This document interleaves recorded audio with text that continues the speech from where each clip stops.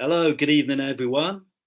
Hope you're well. I can't believe it's that time of the week yet again. It's Friday again, 8:30. Time for the LA Cinema Film Quiz.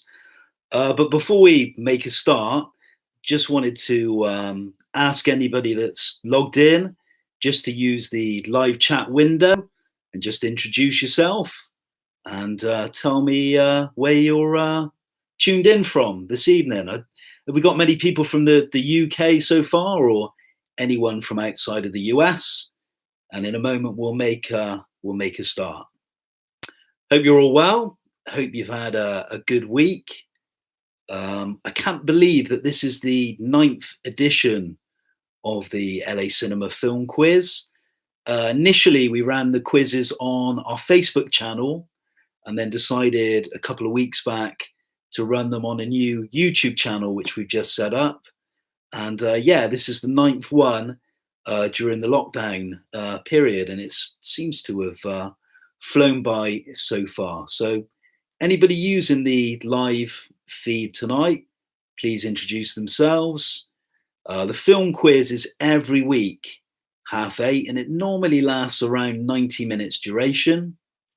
The answers will be given at the end of the quiz, and there'll be 5 topics overall and a total of 50 questions. In a minute, I'll tell you the topics, the film topics for this evening, and just go through the kind of structure and schedule for the night. It's all good fun just to test your film knowledge. And if you've not joined us before, hope you enjoy it. So we've got a couple of people logged on so far. Team Rouse is back. Andy Rouse, thanks again for joining us. And another familiar face, Mr. Baseheart. Thanks again. Some really good scores from him and Andy in the past. And Zach Bowen, that name rings a bell. And Amanda, I think you took part last week, am I right? So ironically, we had a few technical issues last week with my router. So I had to jump rooms from the room next door to this one. So we had that issue. I had an issue today with my MacBook. So I thought this quiz wasn't going to go ahead. I've not been able to use the tracking mouse pad or the keyboard. So I've had to borrow a laptop from one of our volunteers. So thanks to Helen for saving the day for this evening. But more importantly, hope you enjoy the quiz. Hope we've got a good amount of players as well for this evening. So yeah, Amanda, I remember you joining us last week. Anna's just joined us. So where you all logged in from? Are we all from on the similar page? Are we all from the UK? Or is there anyone from outside of the UK? Be interested to know. Okay, so as I said earlier on, this is the 9th edition of the quiz. LA Cinema is a community cinema which has been set up in the village of Long Ashton, just on the outskirts of Bristol. We normally run screenings in the village, but obviously with the pandemic at the moment, we're unable to do so. So we thought we'd set up this channel and just run an enjoyable quiz every week. And as I said, this is the 9th one we've done. Thank you to everyone that's taken part over the last few weeks. My goal was to get up to 100 subscribers, and we've managed to do that. I think we're at something like 132 or 33 at the moment. So thank you kindly for your support, and thank you for everybody that subscribed to the channel. Thank you. Okay, so the moment of truth. These are the topics for this evening. It'll be the usual format, 5 rounds, and a total of 50 film-related questions. So round 1, I've gone for one of my favorite directors, the late American filmmaker Stanley Kubrick, for round 1. Number 2, we're bringing back a round that we tried and tested a few weeks ago. It seemed to go down well. It was popular. So we're going to do film songs. I'm going to give a title of a song used in a film. You just have to tell me the name of the film and the artist. The next one, somebody last week who took part in the quiz asked and requested for a round on world cinema. So we've done a round for you, 10 questions on world cinema. Round number 4, we're going to do the science fiction genre. And then lastly, we're going to do films from the noughties. So those are films from 2000 to 2009 decade. I'll be giving a description, and all you need to do is name the film. So we're going to start in just a minute. The only thing I will say is when I read out the questions, I'll repeat them, but just don't put the answers in the live chat feed. So you've got somebody else joined us, Callum from Airdrie. Thanks a lot for joining us. Thank you. And yeah, before we start, I was just going to give a few recommendations of films and content that I've watched this week. As I said in previous weeks, I'm a bit of a hoarder, as you can see from my shelf in the background, and I'm always buying DVDs and Blu-rays, which drives my wife mad. What are you spending money on again? But I did pick up a few purchases this week, not many for me. The first one, I don't know if any of you have seen this. I've not seen any of the episodes. This is a series that came out maybe a year or two back called Cobra Kai.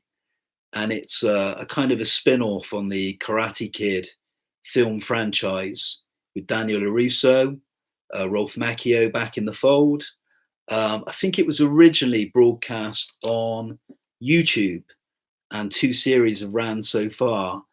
I'm not a big fan of kind of old stuff that they kind of rehash and re-bring out, but I've heard this is very good. Has anyone seen this, and can they give a recommendation or a thumbs up or a thumbs down for this one? Cobra Kai. So that was my first purchase from Amazon. My second one's a film I've never seen, but I've heard some very good things about it. This is an early Robert De Niro film that came out before he made those prolific films in the 70s. So this is before Mean Streets, The Godfather 2 and Taxi Driver.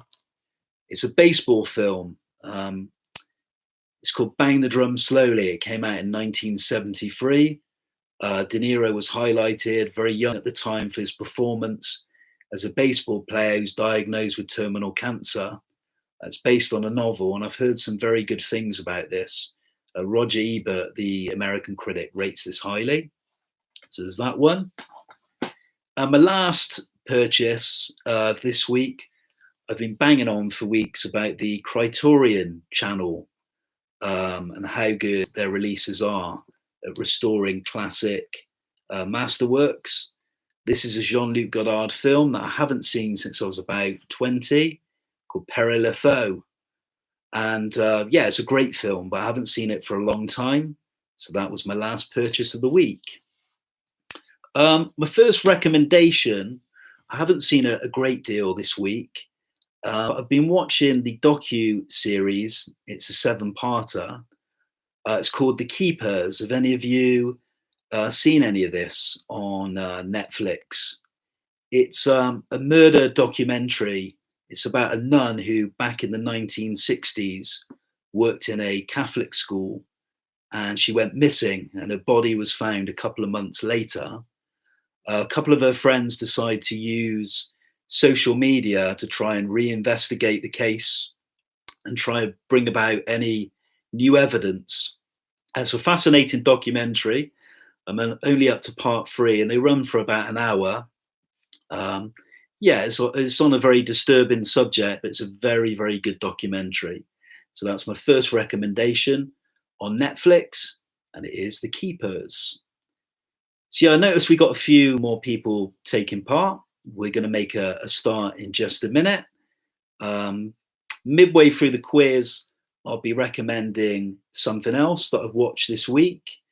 And then at the end, I normally do a feature called Desert Island Flicks, where I take a film on a desert island. This week, I'm going to be doing something a little bit different. I'm going to be picking one of my favorite filmmakers of all time. And I'm going to be asking you your favorite filmmakers and why. So that'll be at the end of the quiz. A couple more people taking part. Thanks a lot for joining us. We'll start the quiz in just a moment. And as I said earlier on, when I read out the questions, just don't type the answers in the live chat box because everyone will see them. Okay, so for those who've just joined us, just a quick recap on the rounds for tonight. So round one is Stanley Kubrick films. Round two, film songs. So songs featured in films, just need to name the films featured in and the artist. Round three, a tricky round on world cinema. That was a recommendation from last week from someone that joined us. 4 is the sci-fi genre, so all films linked to science fiction films. And then lastly, films from 2000 to 2009. I'm going to give you a description. You just need to name the film. So everybody ready for this week's quiz? Good luck, everyone. Good luck to the Burns family in Scotland, just joined us. Okay, so round one we're going to go for. Okay, so round one, I said, was the Stanley Kubrick round. I chose this because he's one of my favorite filmmakers of all time. So all questions, all 10, related to films made by the great American director. So here we go. Yeah, all I'll say is, with somebody's just joined us asking about the answers. I'll give the answers at the end of the quiz. The only thing I'll ask is not to write the answers in the chat feed, the chat window, because obviously everyone will see them. And at the end, I'll read them back, see how you all did. Okay, so question number 1. Good luck, everyone. Tricky one to start with. Okay, so name the first feature-length film, so not a short film, directed by Stanley Kubrick and released in 1953. It's about 4 soldiers trapped behind enemy lines. So this is question number 1. The great Stanley Kubrick. Name the first feature-length film directed by Kubrick, released in 1953, and it's about 4 soldiers trapped behind enemy lines. Number 1. So moving on to number 2, 2 answers to this question, so 2 parts to this one. So I want you to name the British actor who plays Alex DeLarge in Kubrick's 1971 film A Clockwork Orange. So name the British actor who plays Alex DeLarge in Kubrick's 1971 film A Clockwork Orange. But for the bonus point, can you also name the author who wrote the novel that was published in 1962? So 2 parts to this question. Number 2, first of all, name the actor, British actor who plays Alex DeLarge, the main focal point in A Clockwork Orange. And then secondly, name the author who wrote the book that was published way back in 1962. Okay, so next one, for number 3, I want you to name this Kubrick film. I'm going to give you a brief description. So it was released in 1964. This comedy stars Peter Sellers and George C. Scott, and it's about an insane general who triggers a path to a nuclear holocaust that a war room full of politicians and generals try to stop. So description of a Kubrick film, came out in 1964. It's a comedy, co-stars Peter Sellers and George C. Scott. It's about an insane general who triggers a path to a nuclear holocaust that a war room full of politicians and generals tries to stop. That is number 3. Okay, number 4 now, Stanley Kubrick, round 1. Okay, so I want you to name the final Kubrick film and the year of its release. So again, two questions here. So name the final Kubrick film and the year of its release. It co-stars Tom Cruise and Nicole Kidman, and it's about a New York City doctor that embarks on a night-long odyssey of sexual and moral discovery. So this was the last Stanley Kubrick film. A big uproar when it came out, and it divided critics. And I'll tell you what I think of it a bit later if you're interested. We can all maybe discuss. So name the final Stanley Kubrick film and the year it was released.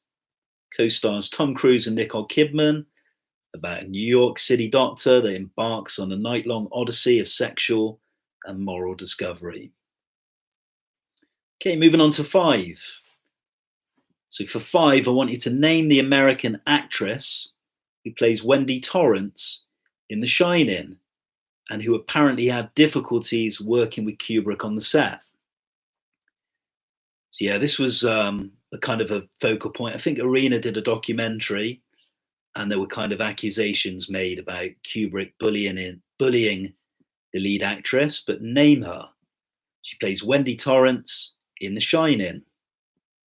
That is number 5. Okay, number 6 now. So Kubrick planned to make a movie about which iconic French military leader after working on 2001: A Space Odyssey. So Kubrick had a film in the works. It was planning for years, never got made, sadly, although there was a book published on it, on the making, some of his drawings and designs, and it looked incredible.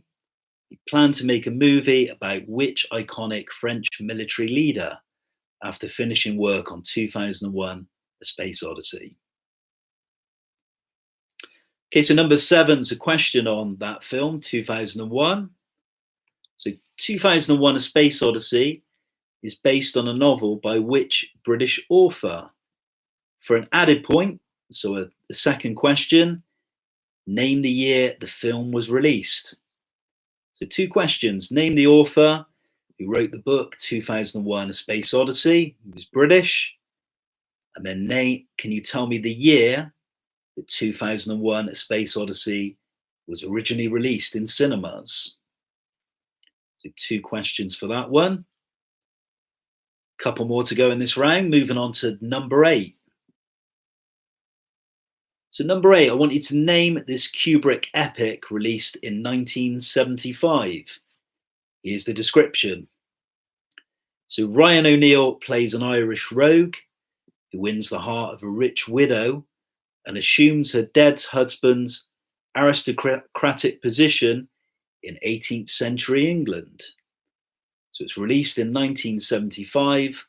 Ryan O'Neal playing the title role as an Irish rogue who wins the heart of a rich widow and assumes her dead husband's position in 18th century England.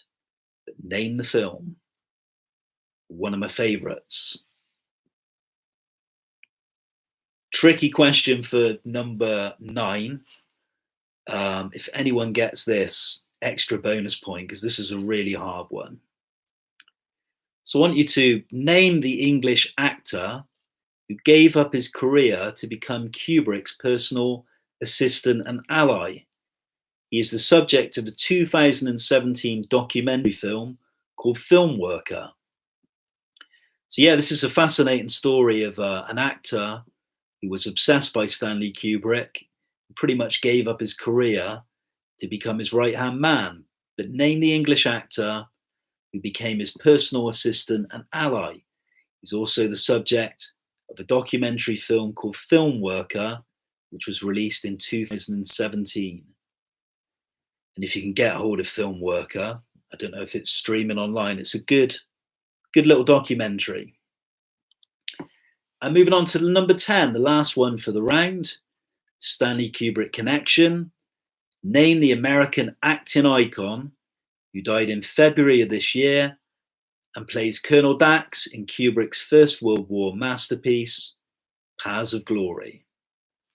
So an iconic Hollywood actor died in February of this year, and he plays Colonel Dax in Kubrick's First World War masterpiece, Paths of Glory, but name the actor.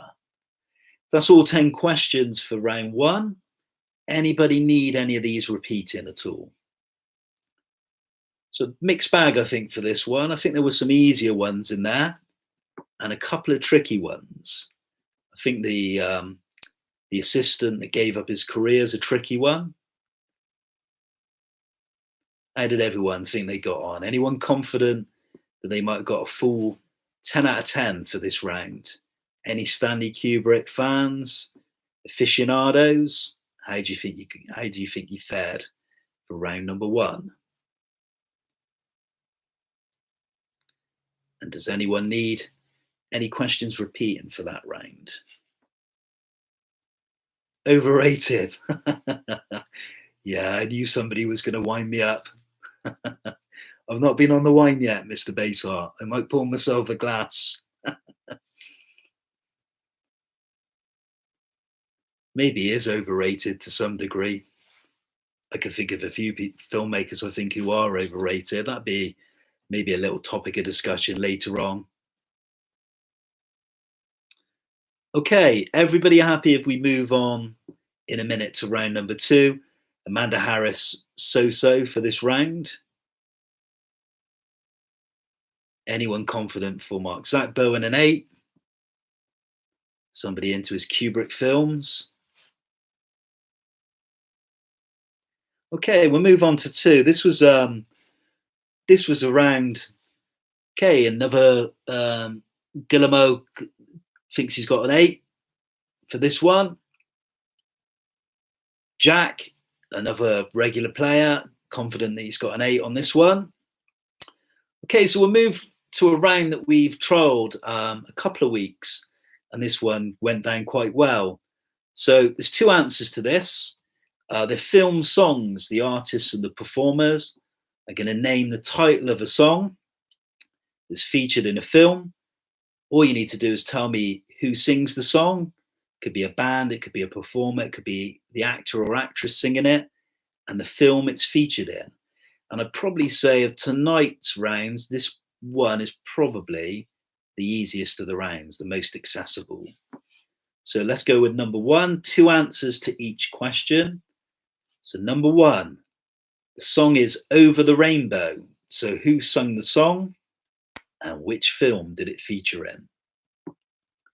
So the music round, the song is Over the Rainbow. Name the performer and name the movie it features in.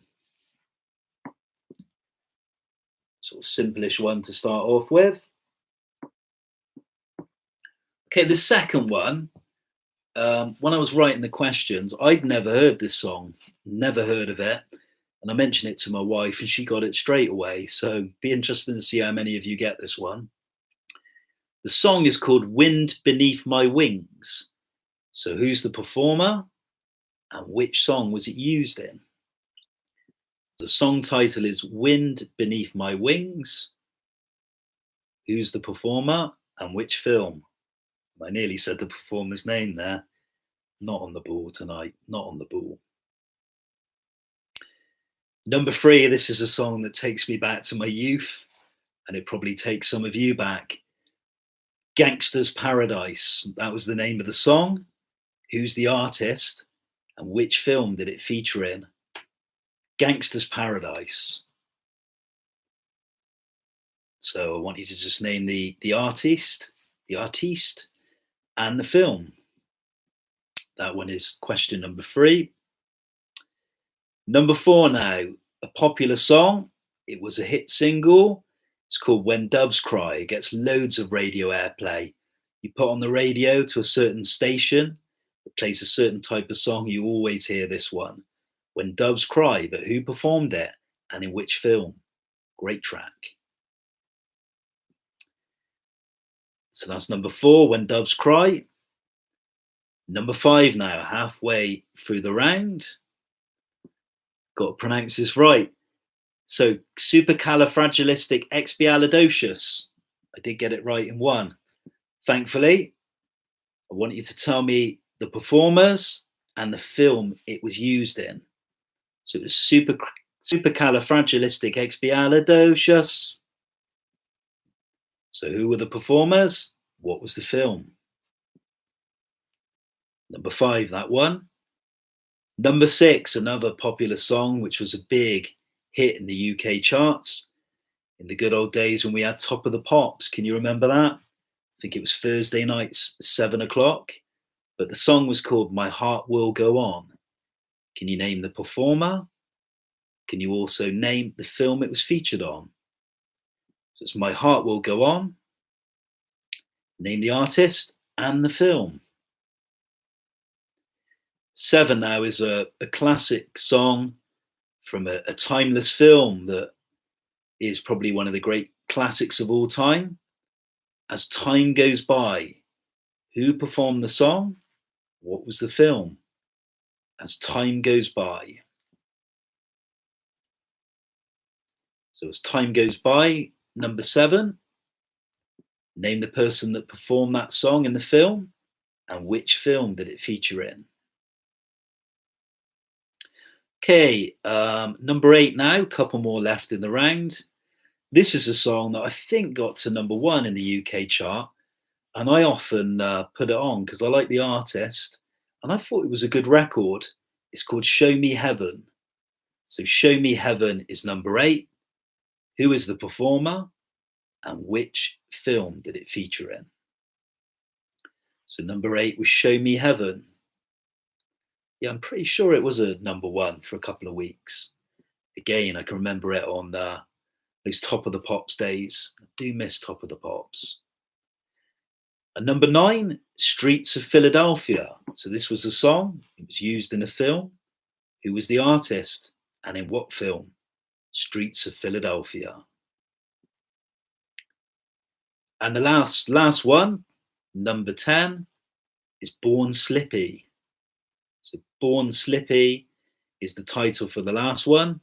2 parts again. Name the performer or the band or the artist and name the film. So that was all 10 for the film songs and the artists. How did everyone fare for this one? Do you need any of these repeating at all?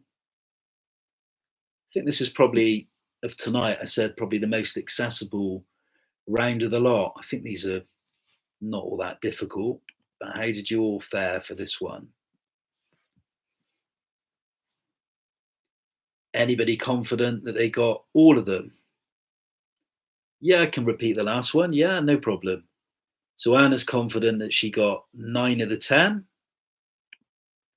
Okay, so the last one, the title was Born Slippy, and he just had to name the film and the performer. Andy and Jack, really confident on these ones. Yeah, sorry, number 10 is Born Slippy. Born Slippy is the name of the song. Just have to name the artist and the film it was featured in. Yeah, so number 9. Number 9 was Streets of Philadelphia. So question number 9, Streets of Philadelphia. Anybody else need any repeating of the 10? So 9 and 10. So 9 was Streets of Philadelphia and 10 was Born Slippy. In a minute, we'll move on to what I would say is probably the most difficult round of the night.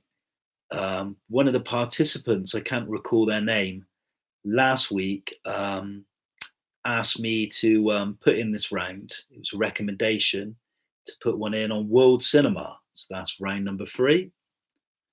You all ready for round number 3? 10 questions on world cinema.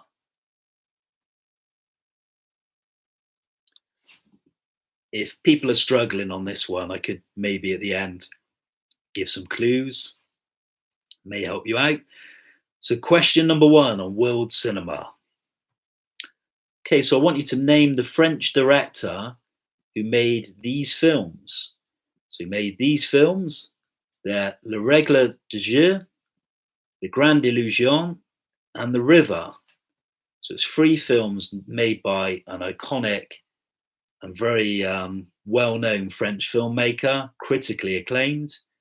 The films he made were Le Règle de Jeu, The Grande Illusion, and The River. Excuse my French pronunciation. So that was number one. Name the French director who made Le Règle de Jeu, The Grand Illusion, and The River. Moving on to number two, I think probably most of you might get this one. So this is a popular 1988 Italian movie, but name it from the synopsis. So a filmmaker recalls his childhood when falling in love with pictures at the cinema of his home village and forms a deep friendship with the cinema's projectionist. So this is a film that got universal acclaim in the late 80s. It was 1988. It was an Italian film. And a lot of people I know regard this as one of their favourite films. But it's about a filmmaker who recalls his childhood when falling in love with pictures at the cinema of his home village and forms a deep friendship with the cinema's projectionist. You just need to name the film. For number three, we're doing directors again. First question was about a filmmaker from World Cinema. Here's another. So I want you to name the German-born director responsible for directing these films. So Aguirre, The Wrath of God, Fitzcarraldo, and Nosferatu, the Vampire. So it's three films made by a German-born director, critically acclaimed. Aguirre, The Wrath of God, Fitzcarraldo, and Nosferatu, the Vampire, which was a remake of the silent movie classic. And a clue for this one, if any of you have been watching The Mandalorian, this guy features in The Mandalorian. He's an actor, he's one of the villains. He does a little bit of acting from time to time, and he's even in Jack Reacher. So that's a little bit of a clue for you.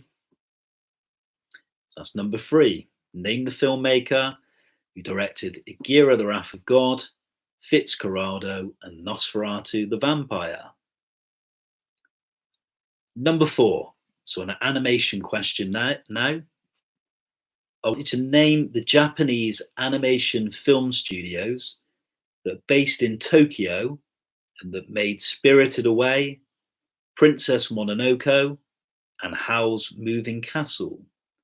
So this is a famous studio known for their animations. They get great critical acclaim and they're very popular with audiences and they're very good films. But name the Japanese animation film studio based in Tokyo that made Spirited Away, Princess Mononoke, and Howl's Moving Castle. That is question number four. So halfway through the round, World Cinema, round number three. One of my favourite films, this one from World Cinema, but can you name it? So name the 1957 Ingmar Bergman film, which stars Max von Sydow. It's about a man who seeks answers about his life, death, and the existence of God as he plays chess against the Grim Reaper during the Black Plague. Now, I mentioned earlier on about desert island flicks, favourite films to take on a desert island. I think this one would go on my desert island. I think this is an incredible film. And even if you're not particularly a big fan of European film, watch this film. It's very, very good, very clever, very good story, very interesting. So it's the 1957 Ingmar Bergman film with Max von Sydow. It's about a man who seeks answers about life, death, and the existence of God as he plays chess against the Grim Reaper during the Black Plague. Yeah, it is quite a difficult film, but I don't know, with some of Bergman's films, I think it's a little bit more accessible than some of the other ones I've seen. I really like this film. So that was number five. Number six now, something a bit more contemporary. Name the popular filmmaker who made the acclaimed 2006 fantasy drama Pan's Labyrinth. I think a lot of you will get this one. Yeah, Bill and Ted, of course, pays reference to that film. So number six, name the popular director who made the acclaimed 2006 fantasy drama Pan's Labyrinth. Moving on to 7. Okay, so 7, I think most of you will probably get this one as well. This is probably one of the easier questions of the round. So I want you to name the famous French actor who starred in Cyrano de Bergerac, Jean de Florette, and The Last Metro, but he's also appeared in a number of Hollywood films. So he did go to Hollywood for a certain period and made a few things, mainly in the 90s. Very good actor, famous French actor who starred in Cyrano de Bergerac, Jean de Florette, and The Last Metro, also appeared in a few Hollywood productions. I would say probably the Hollywood productions, not as good as the French films he's appeared in, but a good actor. Okay, moving on to number 8. So Spanish actress Penelope Cruz married which Spanish and Oscar-winning actor in 2010? So Spanish actress Penelope Cruz, one of my favorites, beautiful woman, good at a very fine actress as well. She married which Spanish and Oscar-winning actor in 2010? So who's her husband? That one is number 8. Number 9 now, we're looking for an actor associated with world cinema. I want you to name the late Italian actor who was in relationships with actresses Faye Dunaway and Catherine Deneuve and appeared in the Italian films La Dolce Vita and 8½.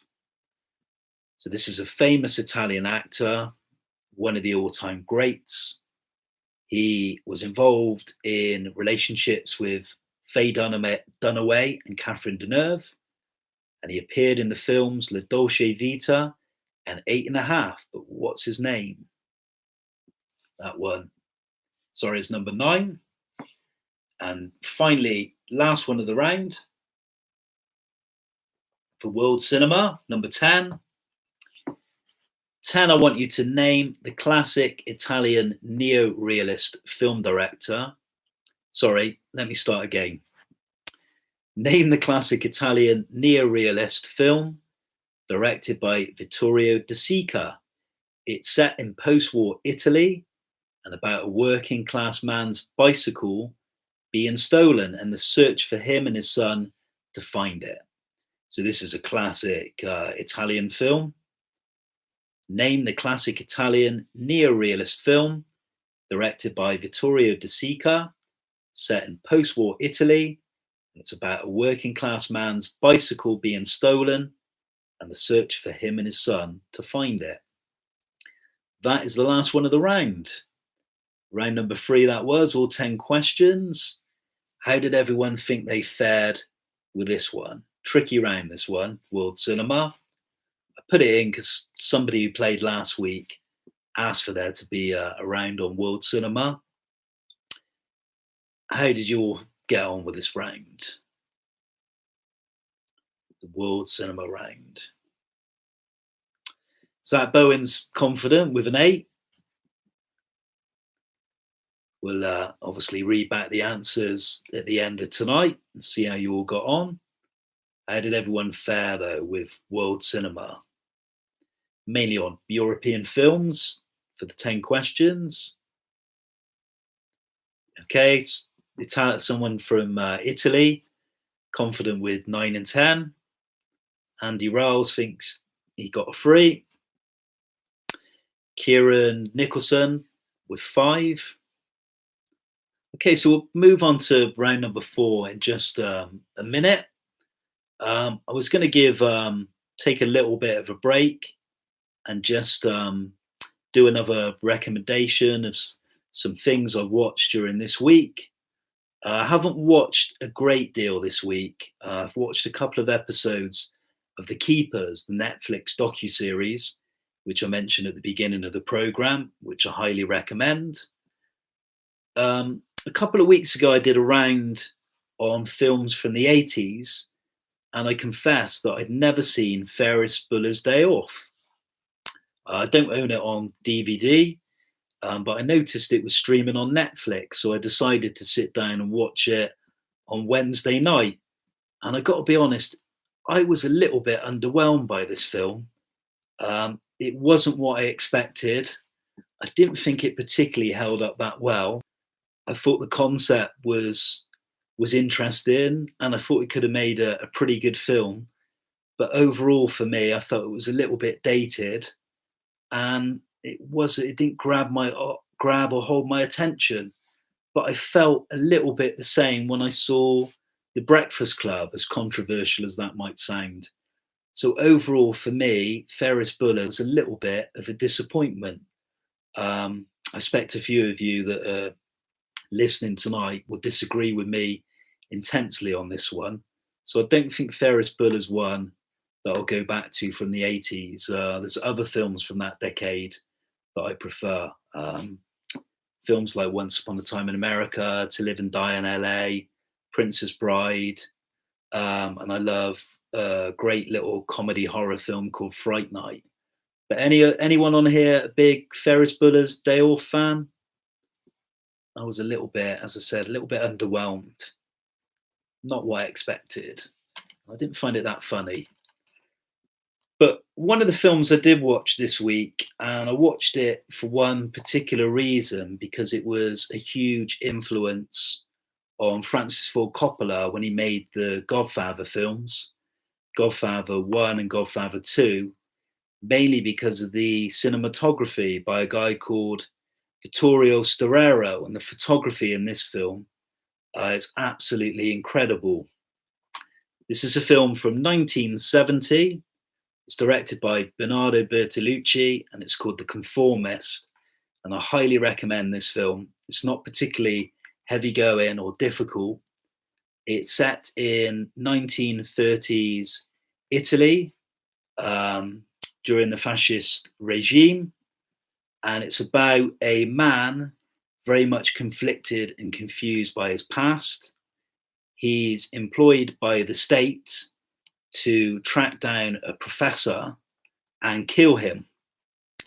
And when he meets the professor, he falls madly in love with his wife, and there's several conflictions. He doesn't want to go ahead with the murder, and he's also involved or going to be married to his future wife, a young, beautiful woman. The photography in this is absolutely incredible. It's beautifully shot. It's very well acted, the film. And you can see why Coppola was heavily influenced by this film. If you manage to see it, I don't know if it's on anything like Amazon Prime or you want to check it out, I really recommend it. It's The Conformist by Bernardo Bertolucci, who went on to win the Oscar for The Last Emperor. Anybody seen this film? Yeah, a few of you not so keen on Ferris Bueller's Day Off. Yeah, I'd go for The Conformist. It's such a good film. I highly recommend this one. During the lockdown period, this one and the war film Come and See, for me, have been my favourite two films that I've watched. Come and See, I'd say, is probably one of the best war films I've ever seen. But it's not the easiest of watches. If you want to check it out, I'll just forewarn you. Anyway, less of me and back to the quiz. I think we're on round number 4 now. 2 rounds to go. So number 4, we're going to do a genre. Bertolucci's Stealing Beauty. Yeah, I've not seen that film. Is that the one with Liv Tyler? Is she in that one? Rings a bell. So round number 3, science fiction films for this round. 10 questions again. Okay, so number 1, excluding the Alien versus Predator films. Less said about those, the better. Tell me how many films make up the Alien movie franchise, and for an extra point, name them all. So I want you to tell me how many films make up the Alien movie franchise, excluding Alien versus Predator films, For an extra point, name them all. So you just need to come up with a figure, how many, and if you can, name all the films, the Alien franchise. So I'll repeat that one. Excluding the Alien versus Predator films, tell me how many movies make up the Alien movie franchise. And for an extra point, name them all. So you just need to come up with a figure, how many, and name the titles of the films. That is number one. Number two now. Tell me the full working title of Star Wars Episode 8. And secondly, name its director. Tell me the full working title of Star Wars Episode 8 and name the director. So this film was quite controversial. I think critically, most of the critics seemed to like this film, but the fans, it was a bit of an uproar with Star Wars fans, some of which came up with a petition for it to be remade. So tell me the full working title of Star Wars Episode 8 and name its director. That is number two. Number three now on sci-fi films. Name the Canadian-born actress who plays Trinity in the Matrix series of films. So number three again. Name the Canadian-born actress who plays Trinity in the Matrix series of films. Number four next. Let's just have a little sip of this. Sadly, it's not neat vodka. Okay, so number four. Okay, so there's been several film adaptations of H.G. Wells's War of the Worlds. However, tell me the name of the iconic American filmmaker and raconteur who frightened America with his 1938 radio broadcast. So there's been several film adaptations of H.G. Wells's War of the Worlds. However, tell me the name of the iconic American filmmaker and raconteur who frightened America with his 1938 radio broadcast. It's a famous radio broadcast, and you listen to it now and it's still really, really good. That was number four. Number five. Name the actor who plays comic book hero Judge Dredd in Danny Cannon's 1995 film version. Now, I remember seeing this at the cinema when it was released in 1995. And I remember coming out of this film bitterly disappointed. I thought it was blooming awful. But name the actor who plays comic book hero Judge Dredd in director Danny Cannon's 1995 film version. They did another film version, didn't they, a few years back, which I've not seen, but I've heard it's very good. So number five, name the actor who plays comic book hero Judge Dredd in director Danny Cannon's 1995 film version. Yeah, Jack, I've heard the later one is good. Yeah, Mr. Baseheart saying, yeah, everybody tells me it's great. I need to see it. Okay, so number six now. A Gray's Sport Almanac, a hoverboard, and Nike Air self-lacing trainers feature in which popular sci-fi film from 1989?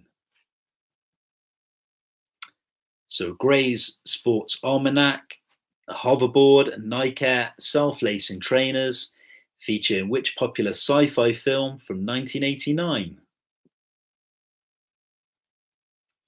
That's number six. Okay, number seven, two answers to this one. I want you to name the American actor who was sent back in time to protect Sarah Connor in James Cameron's The Terminator, so the first Terminator film. For an extra bonus point, can you tell me the character's name? So I want you to name the American actor who's sent back in time to protect Sarah Connor in James Cameron's The Terminator. For the extra bonus point, can you tell me the character's name? I still got to be honest, I still think the first Terminator film is my favourite. I do prefer it than the second, although a lot of people always say to me that they prefer Judgment Day. I still like the first one best for me. Okay, number 8 now, sci-fi round. I want you to name the Austrian-born director who made a number of monumental films, including the 1927 sci-fi masterwork, Metropolis. So I just want you to tell me the name of the director who made the 1927 sci-fi masterpiece, Metropolis. Made a number of good films in his career, but name the director. That's number 8. Number 9, I think, is probably the hardest question of the round. So I just need a number for this one. So how many Star Trek films have been made? And don't worry, I won't ask you to name all the titles. There's been loads of Star Trek movies, and there's been the Next Generation ones, the rehashes that they're doing now, or what do they call them? Rebrand or whatever. But how many Star Trek films have been made? Just need a number for this one. You don't have to name them all. But maybe at the end you can share with me which one is your favourite or your favourites from the Star Trek movie franchise.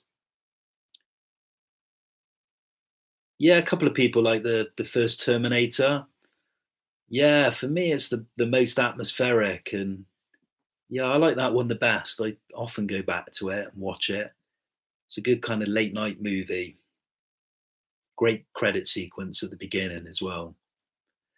And lastly, number 10, what's the name of Harrison's Ford character in Blade Runner and Blade Runner 2049? So the last one, what's the name of Harrison's Ford's character in Blade Runner and its sequel, Blade Runner 2049?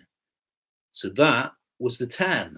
How did everyone get on sci-fi? Any big sci-fi movie fans playing tonight's quiz? How did you get on? Anyone confident that they got the full 10 for this one? How did you fare?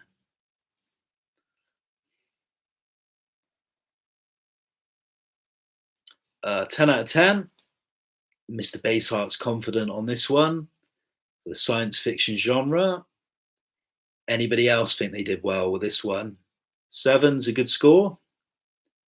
I'll reveal the answers at the end, like we do sort of every week. Yeah, there's so many. Yeah, there is so many films. How's everyone finding tonight's quiz? You enjoying it? I think tonight's is maybe a little bit more trickier than last week's. And thankfully, fingers crossed, no gremlins at the moment. So the technology's working, which is good. I don't know if anyone was tuned in last week. It was quite funny. I was in the room next door and the internet feed went down. I had to run into the lounge, and I was kind of lounged up on my couch reading the questions. I forgot to even put the light on, which didn't help the situation. Okay, we'll move on to number 5. Does anyone need any questions repeating from the sci-fi round? Did anyone miss any at all? Enjoyable as always, thank you. Yeah, a big shout out to Jay Gibbs. He's a good friend of mine, living in Bristol, but he came up with a good concept for a round last week. If you played, it was movie props. So if anyone played last week, that was one of the rounds. That was his idea, and I thought that was a nice little idea. So props used in films, famous ones. Yeah, it was good, that round. We'll probably bring that one back. And Amanda Harris is confident she got a 9 for that round. It's good. Okay, so we'll go to the last one. I'd never quite know how to pronounce this, and I got corrected by one of the volunteers a few weeks ago. Apparently, it's the noughties decade, is it? 2000 to 2009. I'm going to give a description of a film released in that decade as the synopsis. You just need to name the film. A couple of people there saying the props, they prefer them world cinema. Yeah, I'll bring the props one back next week, probably. The other one I like is the movie taglines, but I think we've exhausted that one. We've done that for about 4 weeks now. Okay, so round number 5. You're all ready for this one. Name the film from the noughties decade. So it's films made during 2000 to 2009. Some really good films in that decade, but can you name them? So number 1, I want you to name this acclaimed film from 2007. It's a story of family, religion, hatred, oil, and madness, focusing on a turn of the century prospector in the early days of his business. So this is a film that was massively acclaimed when it came out, and people have voted this the best film of this decade. So it's a story of family, religion, hatred, oil and madness, focusing on a turn of the century prospector in the early days of his business. But can you name the film from 2007? I remember seeing this one at the cinema, and I find it quite a heavy going film. I've only seen it the once. I think the hard thing with the film is all the characters are pretty unlikable. We can't really relate to any of the characters. It was a very acclaimed film. Number 2, name this comedy film from 2004. Popular Broadway actor Gary Johnston is recruited by an elite counter-terrorism organization. As the world begins to crumble around him, he must battle with terrorists, celebrities, and falling in love. So this is a comedy film from 2004. Popular Broadway actor Gary Johnston is recruited by an elite counter-terrorism organization. As the world begins to crumble around him, he must battle with terrorists, celebrities, and falling in love. That is number 2. Name the film from 2004. Another film now from 2004. Here's the description. So when their relationship turns sour, a couple undergoes a medical procedure to have each other erased from their memories. So a 2004 release. When their relationship turns sour, a couple undergoes a medical procedure to have each other erased from their memories. Can you name the film? Film from 2004. Number 4 now. This is a film from the beginning of the decade. It was from the year 2000. It's a mystery thriller. So a man with short-term memory loss attempts to track down his wife's murderer. Name this mystery thriller from the year 2000. A man with short-term memory loss attempts to track down his wife's murderer. That's number 4. Name the film, released in the year 2000. Next one is number 5.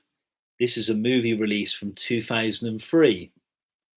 A faded movie star and a faded movie star and a neglected young woman form an unlikely bond after crossing paths in Tokyo. So I want you to name this movie release in 2003.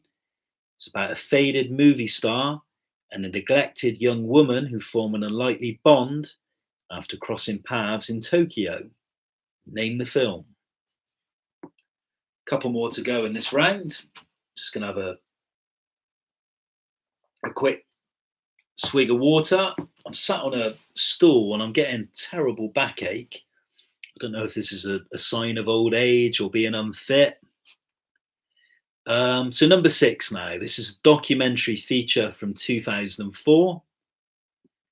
So this is Michael Moore's view on what happened to the United States after September 11th and how the Bush administration allegedly used the tragic event to invade Afghanistan and Iraq.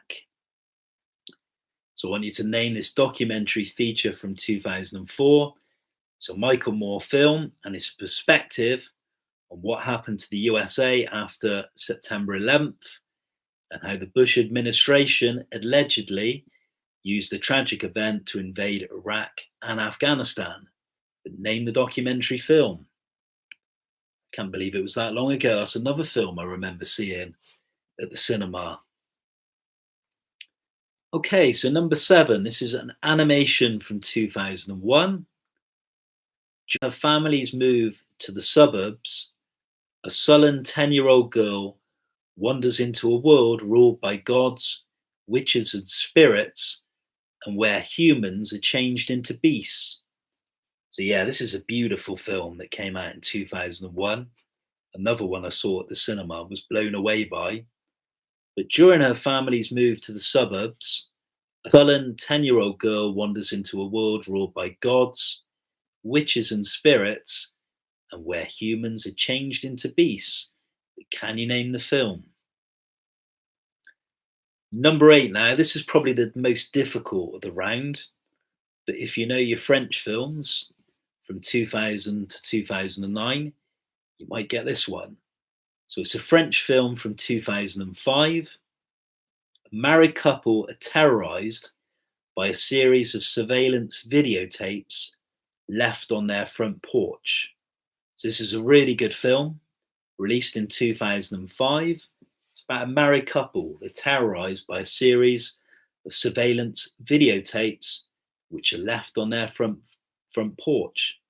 But can you name the film, released in 2005? 2 more to go. So question 49 of tonight.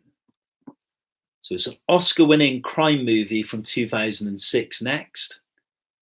An undercover cop and a mole in the police attempt to identify each other while infiltrating an Irish gang in South Boston. So yeah, this is an Oscar-winning crime movie released in 2006. It's about an undercover cop and a mole in the police attempt to identify each other while infiltrating an Irish gang in South Boston. And lastly, question 50, number 10 of the round, the last question of tonight, is a sci-fi film from 2006. And here's the synopsis. So in 2027, in a chaotic world in which women have become somehow infertile, a former activist agrees to help transport a pregnant woman to a sanctuary at sea. So it's a sci-fi film from 2006. In 2027, in a chaotic world in which women have become somehow infertile, a former activist agrees to transport a miraculously pregnant woman to a sanctuary at sea. But name the film, a sci-fi film released back in 2006. So that's all the questions, all 5 rounds. That was question number 50. How did everyone think they did with this one? So the last round, it was films released in the decade 2000 to 2009. How did you all fare on this one? Some tricky ones in there. How did you get on? So Zach Bowen, confident with a 9, good score.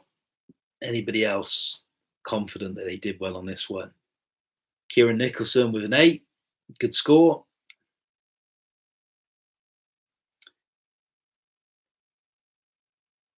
Andy Rolls, not so confident on this round. Anybody else confident that they maybe got the full marks for this one? How did you all fare? Okay, so in a minute we'll read out the answers to all the questions, see how you all got on round by round. Anna's confident that she got them all. As I said, I'll read the answers out in just a minute. Mr. Baysart confident with a 10. Okay, so as I said, we'll read the answers in just a bit. Who's been tuning in for the quizzes in the last few weeks?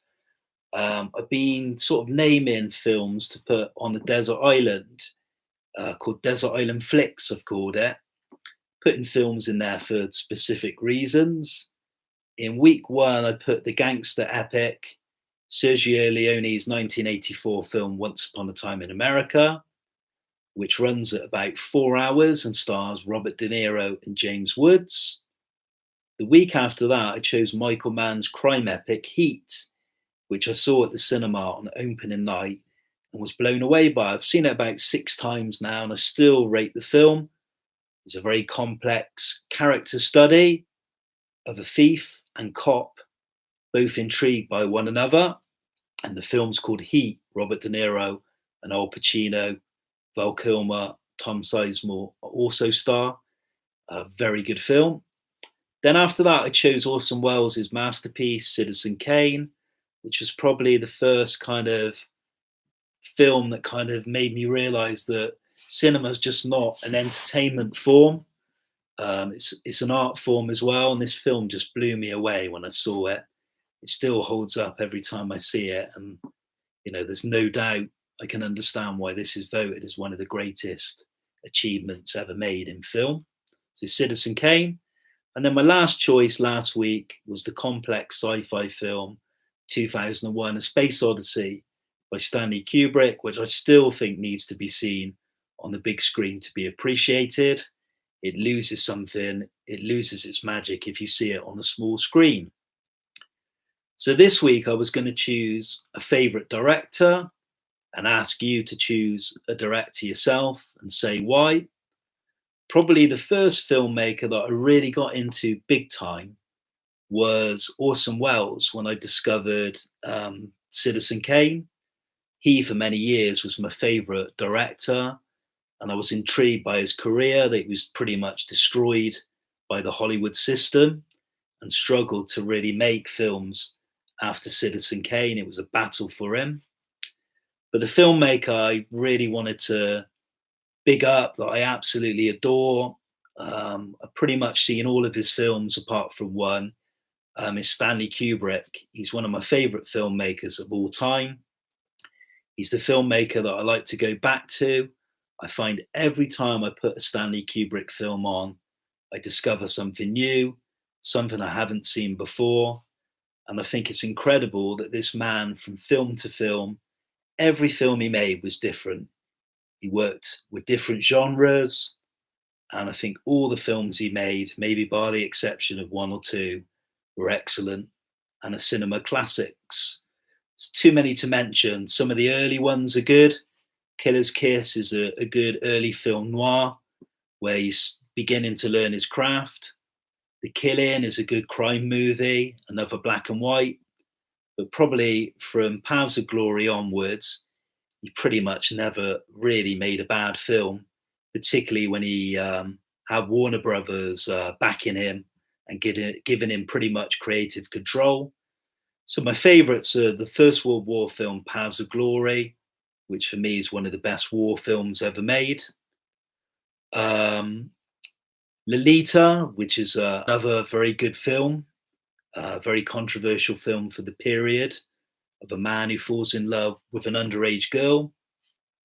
Dr. Strangelove, the crazy comedy with Peter Sellers. The magnificent 2001: A Space Odyssey.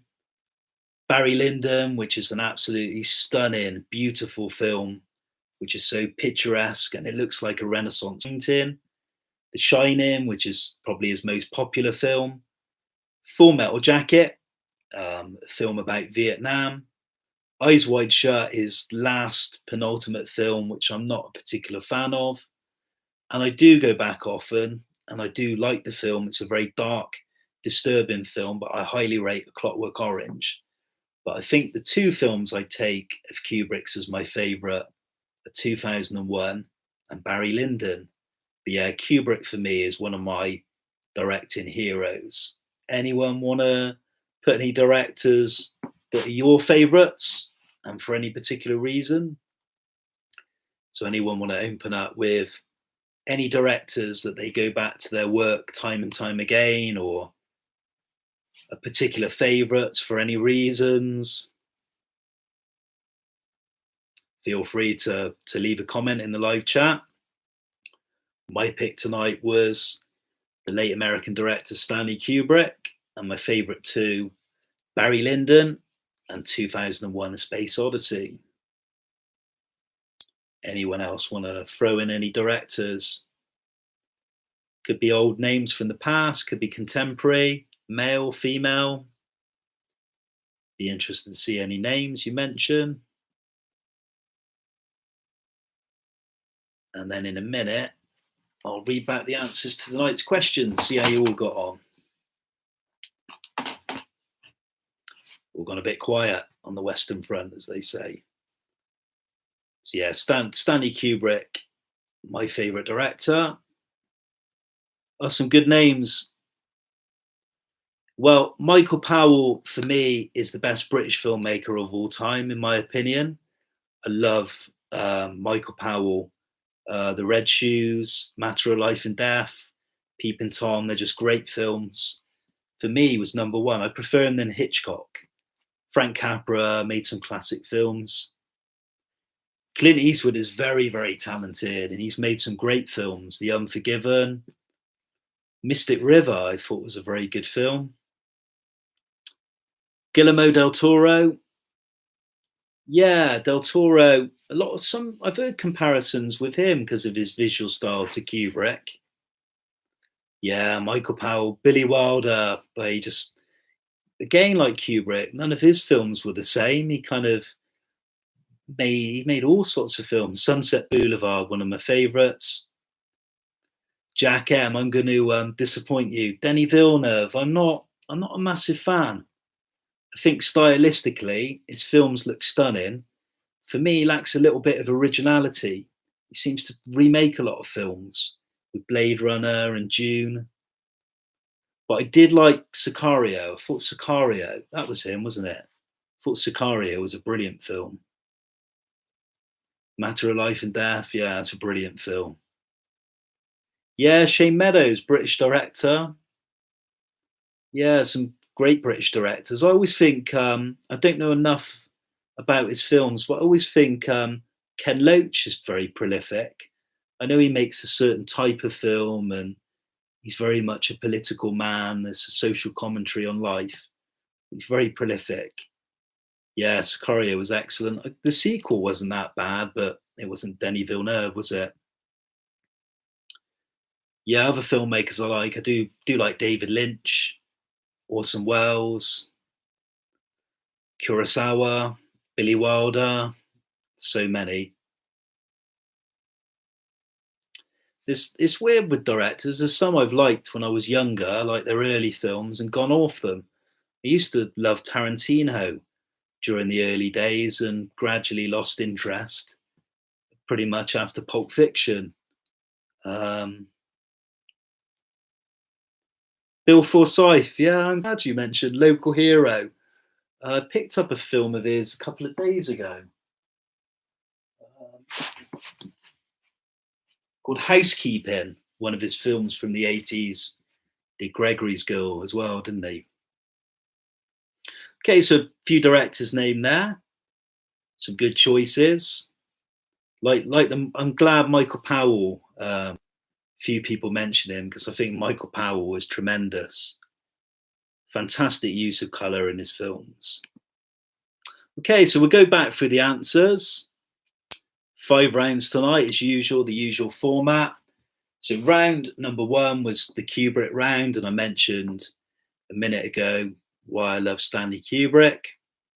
Question 1 was name the first film, the first feature film he made. So he made a couple of short films, but the first film he made, which he pretty much disowned, was called Fear and Desire. Did anyone get that one? I know Mr. Basehart would have got that one. Fear and Desire Question number 2 was name the British actor who plays Alex DeLarge in A Clockwork Orange. It was Malcolm McDowell, and the author who wrote the book was Anthony Burgess. Number 3, so I gave you a description of the Kubrick comedy from '64, starring Peter Sellers and George C. Scott. The film was Dr. Strangelove, or How I Learned to Stop Worrying and Love the Bomb. So it's Dr. Strangelove for number 3. Number 4 was Eyes Wide Shut, was his final film, and it was released in 1999, released just before his death. So Eyes Wide Shut, 1999. Excuse me, the actress who appeared in The Shining, playing the character of Wendy Torrance, was Shelley Duvall for number 5. Number 6, Kubrick planned to make a movie about which iconic French military leader? It was Napoleon Bonaparte. So he was going to make a film called Napoleon, but sadly never filmed or finished the project. So Napoleon for number 6. Number 7, there was 2 answers. So the author of 2001 is Arthur C. Clarke, and the film was released in 1968. So Arthur C. Clarke, and the year of release was 1968. The film I gave a description of with Ryan O'Neal as an Irish rogue, released in '75, was Kubrick's Barry Lyndon. So Barry Lyndon is number 8. Number 9, pat on the back if anyone got this right. This was a tricky one. So it's name the English actor who gave up his career to become Kubrick's personal assistant. And he's the subject of a documentary film called Film Worker. His name is Leon Vitali. So Leon Vitali for number 9. And lastly, number 10 was name the American acting icon who died in February of this year. Plays Colonel Dax in Kubrick's Paths of Glory. The iconic actor was Kirk Douglas. So number 10 is Kirk Douglas. How did everyone get on for this round? So it's the Stanley Kubrick one. Anyone get them all right?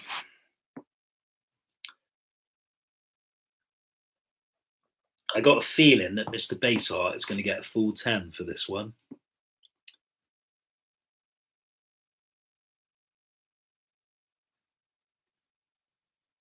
Yeah, that's right, Jack. Andy a 6. Kieran a good score, 9. Good score for that one. Okay, so we'll move on to the second round. Yeah, we all get that, don't we? We know what the answer is, and you just somehow it just won't come out the brain. Zach Bowen an 8. 7's a good score, Lucy. Well done. Okay, so round 2 was the film songs and the performers. So I gave you a title. You had to say the performer, the band, or the artist, and the film. So Over the Rainbow was the first one, and that was Judy Garland, and the film was The Wizard of Oz. So Over the Rainbow is Judy Garland, The Wizard of Oz. The second one, I wouldn't have known this one at all. Wind Beneath My Wings. It's Bette Midler, and the film is Beaches. So number 2, Bette Midler, Beaches.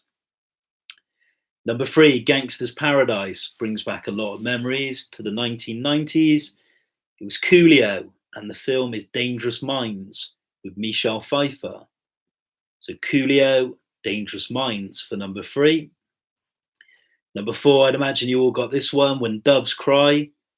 It was Prince, or the artist formerly known as, but no Prince, and the film was Purple Rain. Number 5, I got to pronounce this one again, Supercalifragilisticexpialidocious. It was Julie Andrews and Dick Van Dyke, and the film was Mary Poppins. So Julie Andrews, Dick Van Dyke, Mary Poppins. My Heart Will Go On, that was a big hit for Celine Dion, and it was from the Oscar-winning film Titanic. So Celine Dion, Titanic. Number 7 was tricky, As Time Goes By. The film was Casablanca, and the performer of the song was Dooley Wilson. So Dooley Wilson, Casablanca. Show Me Heaven was a hit for Maria McKee, and it was from Days of Thunder. So Show Me Heaven, Maria McKee, Days of Thunder. Streets of Philadelphia were the answers in the title. It was from the Tom Hanks and Denzel Washington film Philadelphia, and it was Bruce Springsteen, the Boss Man. So Bruce Springsteen, Philadelphia. And lastly, Born Slippy was by Underworld, and it was from the film Trainspotting. So you get a point for each one, Jack. So a point for the artist or the performer, and a point for the film. So how did everyone get on with the film songs? Would you like to see that one brought back another week, or how did you all fare on that one? 11 out of 20 is a pretty good score. That was Kieran Nicholson. How did everyone else get on with this?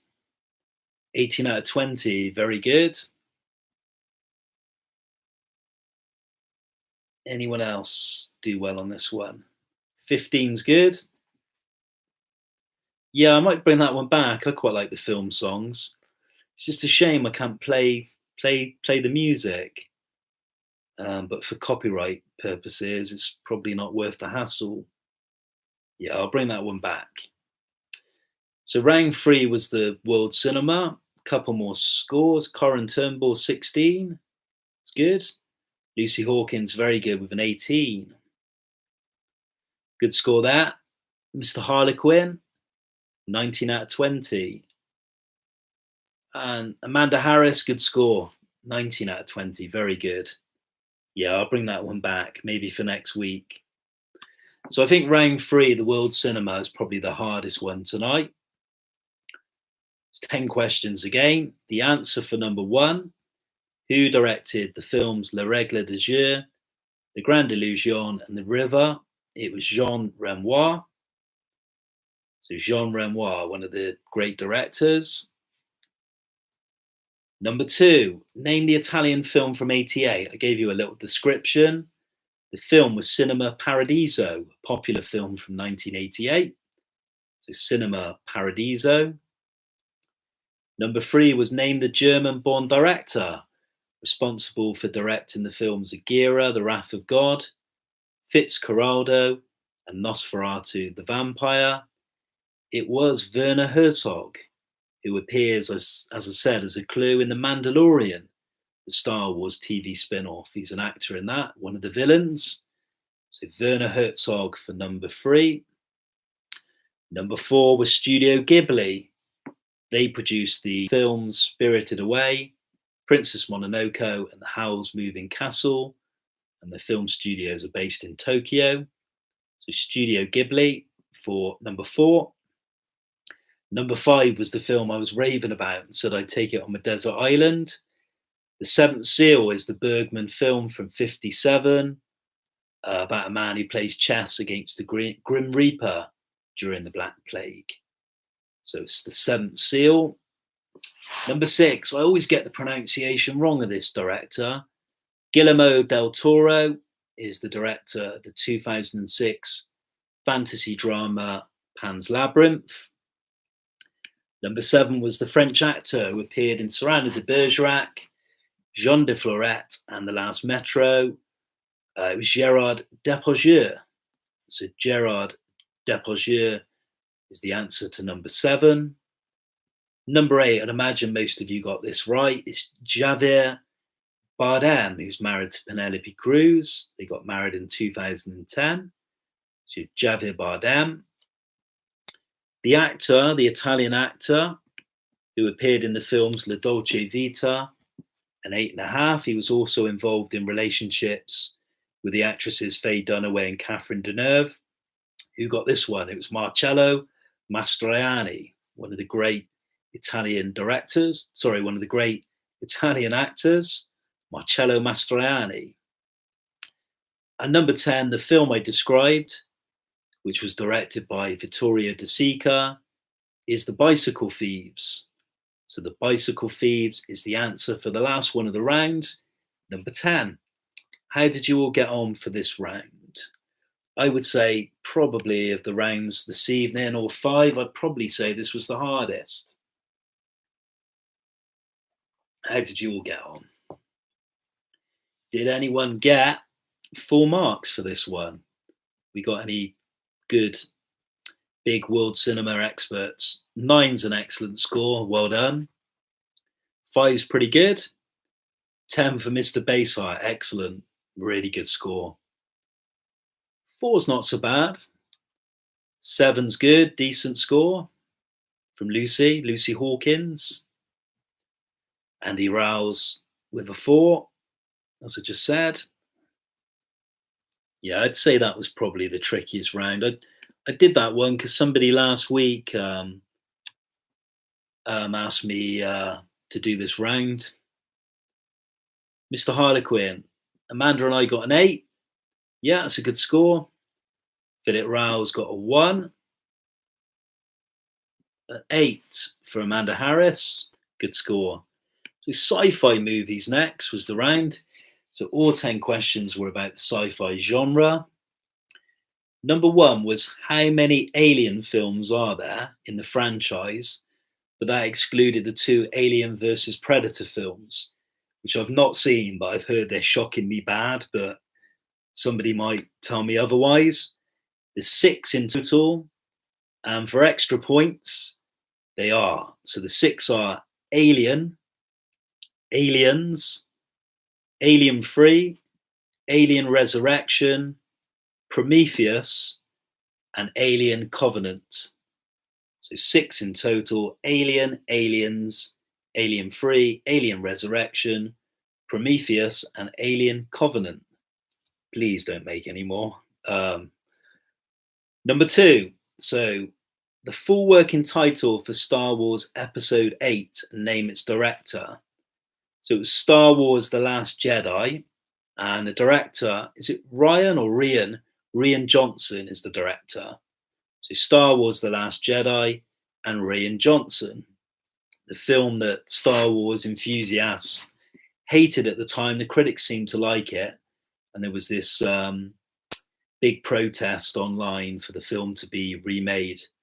I didn't like it when I first saw it, but when I watch it now, I think it was the best of the Disney films, but of the Disney new ones, of the 3, but I'd be interested to see what you say.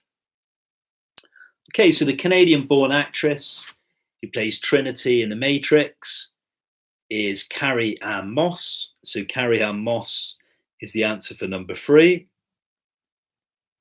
Number 4 was the director who made the radio broadcast in 1938 of War of the Worlds, the H.G. Wells adaptation. It was somebody who I mentioned earlier on and also mentioned a couple of weeks ago with Citizen Kane. It was Orson Welles who produced that radio production, that famous one. Number 5 was a film I was so disappointed with when I saw it in 95, Judge Dredd. Who played him in the 95 version? It was Sylvester Stallone. So Sylvester Stallone. Number 6, I'd imagine you all got this right. Popular film.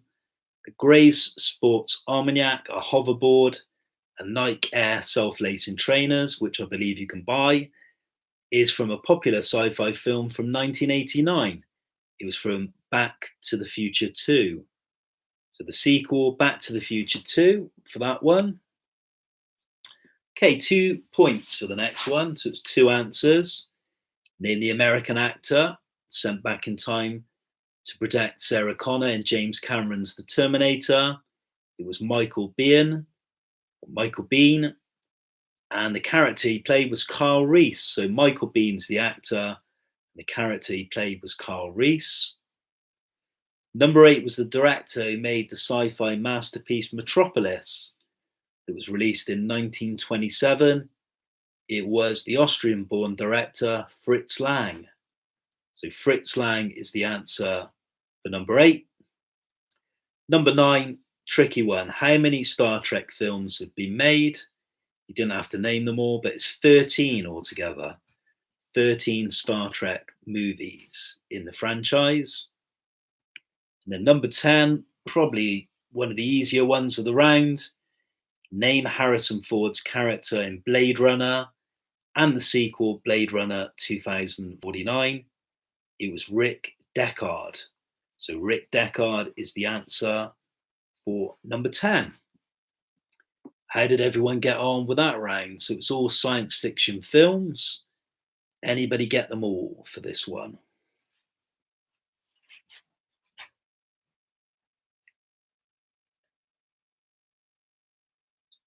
How did everyone do? One thing I know after this quiz, I'll probably be going to see a chiropractor because my back's absolutely killing me.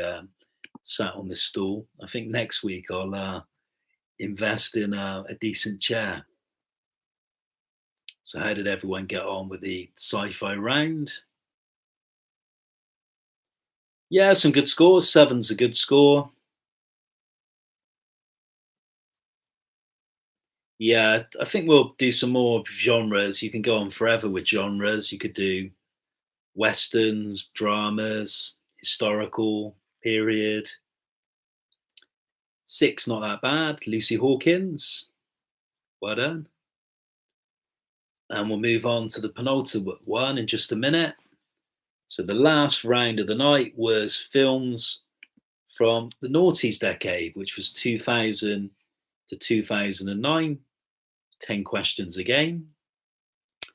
So the first one, the description of a 2007 film, highly acclaimed. It was There Will Be Blood, was the answer for number 1. So the Star Wars question, that's 2 answers, so 2 points if you got the name of the film, the title, and the director. So number 1, There Will Be Blood. Number 2, the comedy film was Team America, World Police. So number 2, Team America, World Police. Number 3, the description from the 2004 film was Eternal Sunshine of the Spotless Mind. So Eternal Sunshine of the Spotless Mind for number 3. Number 4 was the Chris Nolan film. It was Memento for number 4. Number 5, it was a 2003 film. The description I gave was from Lost in Translation. So Lost in Translation for number 5. Number 6 was the documentary that Michael Moore made about the events of 2011. It was Fahrenheit 9/11. So Fahrenheit 9/11 for number 6. Number 7 was an animation from 2001. It was Spirited Away. So Spirited Away for number 7. Number 8 was probably the hardest of the round, a French film from 2005. The film was Hidden. Did anyone get this one? So Hidden, which I think's got Daniel Auteuil and Juliette Binoche. Anybody get that one? That was probably the hardest one. Yeah, well done. Jack M got that one. Number 9 was the Oscar-winning crime movie from 2006. It was The Departed. So The Departed was the answer to number 9. And lastly, question number 50, I gave a description of a science fiction film from 2006. The film was Children of Men. So penultimate one, Children of Men. Anybody get that one? And if you total up your scores, firstly, how did you get on with this last round? And lastly, how did you get on overall with the quiz? How did everyone do tonight?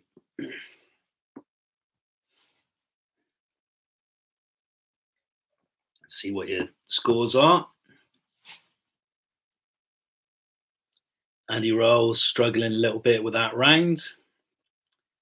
Lucy Hawkins doing quite well with 6.5.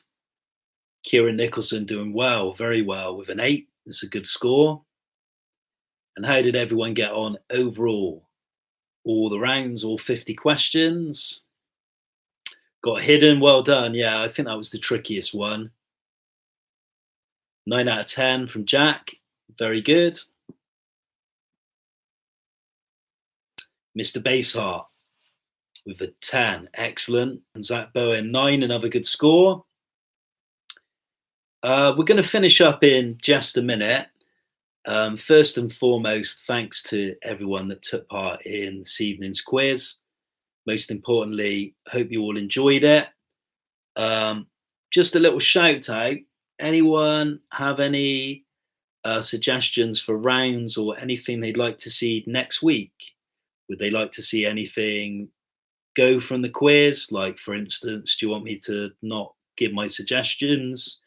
My Desert Island Flicks, do you want me to get rid of that? Do you want to get rid of specific rounds?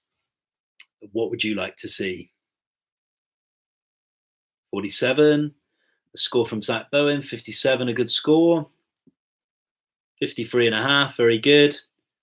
59 and a half, very, very good.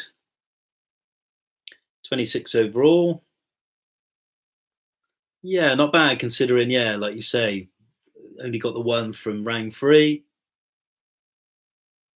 Bond movies. I did do a Bond round, actually. Going back right at the beginning, I did one. But I can bring that back, maybe. Okay, so someone there likes the Desert Island interlude.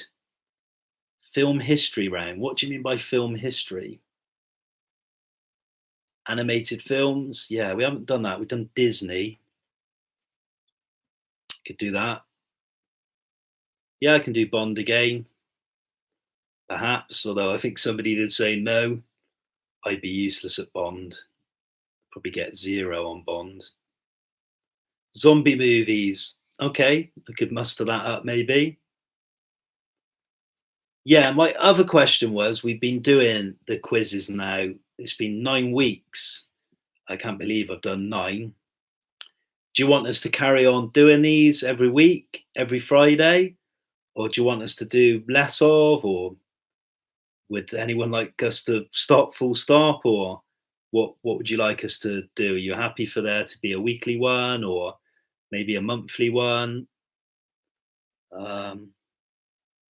Really depends what people say. Period dramas every week.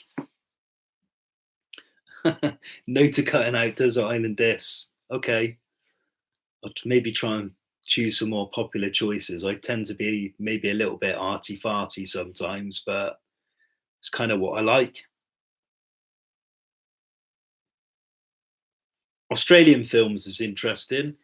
Yeah, that would be a good round. Don't know a lot about Australian cinema.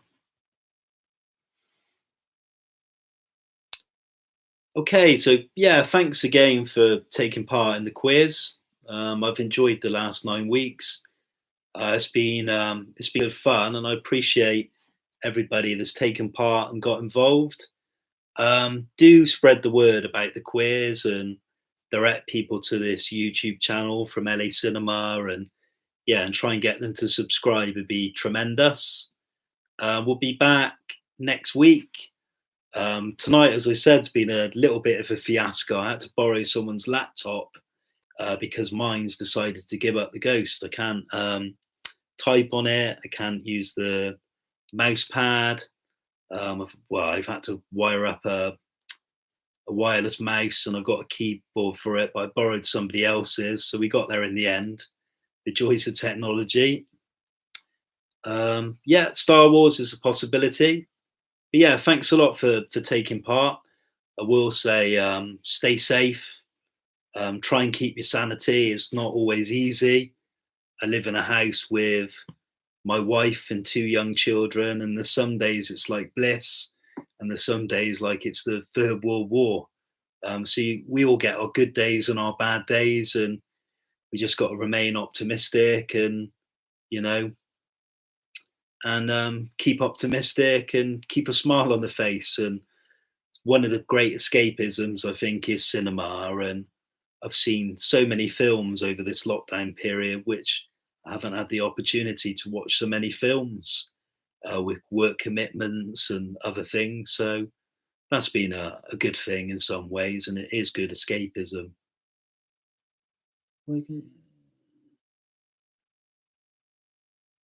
Yeah, to be honest, with regard to films, I pretty much watch anything.